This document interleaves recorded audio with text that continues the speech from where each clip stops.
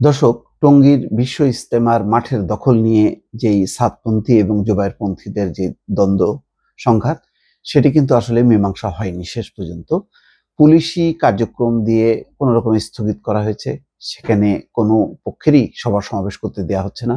১৪৪ ধারা জারি, মাঠের নিয়ন্ত্রণ পুলিশের নেয়া, সেনাবাহিনী সহ অন্যান্য আইন শৃঙ্খলা বাহিনী মোতায়েনের কারণে জিনিসটা থেমে আছে।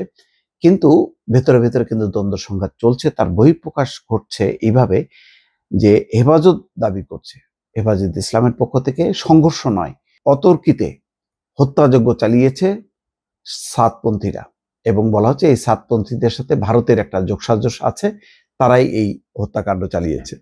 তার মানে হচ্ছে সংঘাতের যেই সূত্রগুলো বা উৎসগুলো সেটি কিন্তু বন্ধ হলো না। ঢাকার টঙ্গীতে বিশ্ব ইজতেমার মাঠে ঘুমন্ত তাবলিগ জামাতের উপর সাতপন্থীরা পরিকল্পিত হামলা করেছে বলে অভিযোগ করেছে হেফাজত ইসলাম। সংগঠনটি বলেছে এই হামলার ঘটনাকে সংবাদ মাধ্যমে দুপক্ষের সংঘর্ষ হিসেবে উপস্থাপন করা হয়েছে, যার প্রতিবাদ জানাচ্ছে তারা।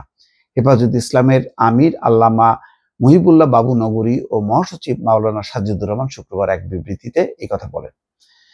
হেফাজতে ইসলামের বিবৃতিতে বলা হচ্ছে যে টঙ্গী ইজতেমার ময়দানে যখন আমাদের তাবলিগের ভাইয়েরা গভীর রাতে তাহাজ্জুদ পড়ছিলেন এবং অনেকেই ঘুমন্ত ছিলেন, তখন আওয়ামী লীগের দোসর সাতপন্থীরা পরিকল্পিতভাবে হামলা চালিয়ে 4 জনকে শহীদ করেছে, অসংখ্য সাথী ভাইদের আহত করেছে। তার মানে তাদেরকে আওয়ামী লীগের দোসর বলা হচ্ছে।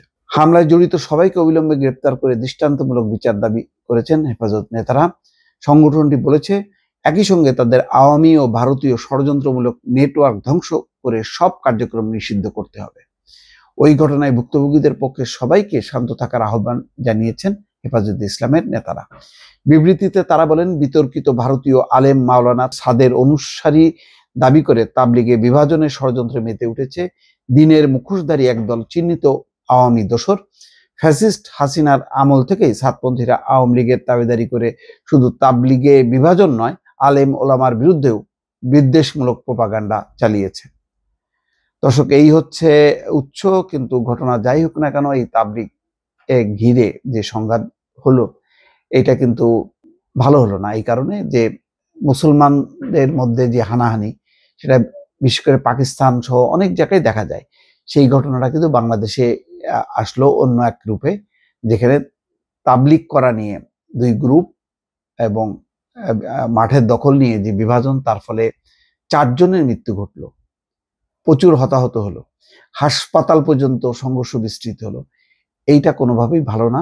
তাবলিগ জামাতের প্রতি সর্বস্তরের মুসলমানদের যে আবেগ, অনুভূতি, ভালোবাসা, শ্রদ্ধা, সম্মান, সেটা কিন্তু এই ঘটনায়, এই দ্বন্দ্ব সংঘাত এবং মৃত্যুর মধ্য দিয়ে যথেষ্ট পরিমাণ ধাক্কা খেলো, এবং ভবিষ্যতে এই তাবলিগ সম্পর্কে মানুষের দলমত নির্বিশেষে যেই আগ্রহ উদ্দীপনা, তার কিছুটা কিন্তু হোঁচট খেলো এই ঘটনার মধ্য দিয়ে। জানি না এটি পুনরুদ্ধার করা সম্ভব হবে কিনা, আদৌ 2 পক্ষকে এক জায়গায় করা যাবে কিনা।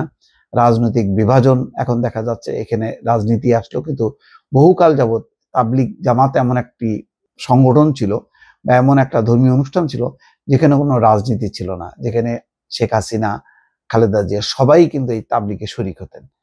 তো ভবিষ্যতে কে কোন তাবলিগে শরিক হবেন, এটাও একটা চিন্তার বিষয়। দর্শক, ভালো থাকবেন। আল্লাহ হাফেজ।